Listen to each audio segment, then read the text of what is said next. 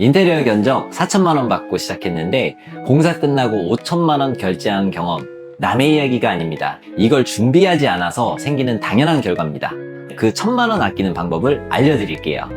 Trust Interior. 이런 일이 왜 생길까요? 바로 상담 때 준비가 부족했기 때문입니다. 오늘은 인테리어 상담 전에 꼭 준비해야 할 것들을 알려드릴게요.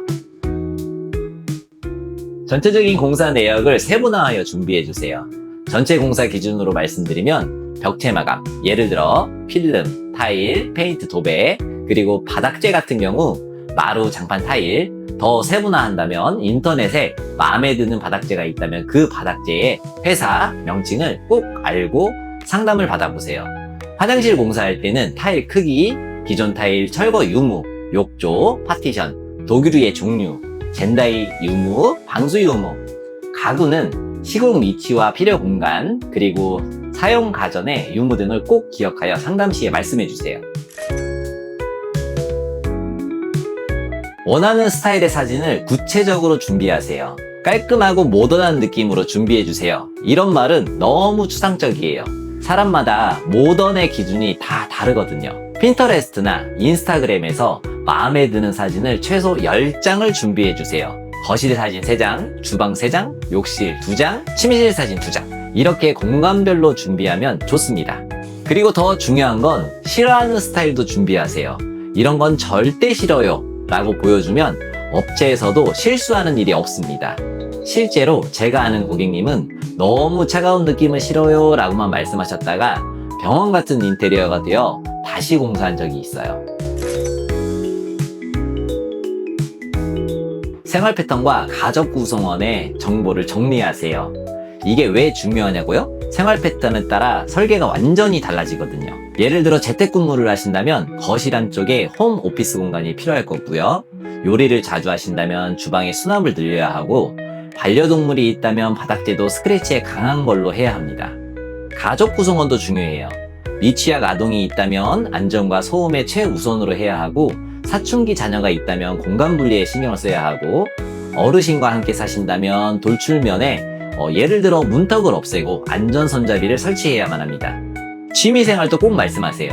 홈 트레이닝을 하신다면 운동 공간이 필요하고, 영화를 좋아하신다면 스피커 배선을 미리 해야 하고, 식물을 키우신다면 베란다 설계가 달라집니다. 특히 매일 하는 일을 시간대별로 적어보세요.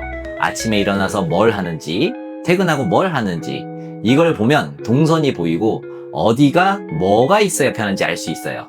새로운 집에서는 기존 집에서 아쉬웠던 공간 활용 방법이나 취미 활동을 할 공간을 만드는 것도 생각하시면 좋아요.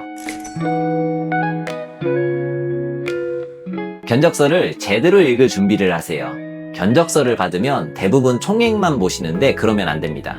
나중에 이건 견적에 없던 거잖아요 라는 분쟁이 생기거든요. 견적서에서 꼭 확인해야 할 것들이 있어요. 먼저 철거 범위가 정확히 명시되어 있는지 보세요. 그리고 포함사항과 불포함사항을 꼭 확인하세요. 보통 가구 이동비, 청소비, 폐기물 처리비 등은 별도인 경우가 많습니다. 이것만 해도 100만 원은 쉽게 추가되거든요. 그리고 인테리어 할 곳에 공사 전 사진이 있으면 좋아요. 업체에서 방문 후 견적을 내어준다면 더욱 좋지만, 그렇지 않다면 공사를 진행해야 할 곳의 전체적인 사진 등을 함께 준비해 업체에 제공하여 현장 실사 후 철거 추가 비용 등을 아낄 수 있어요.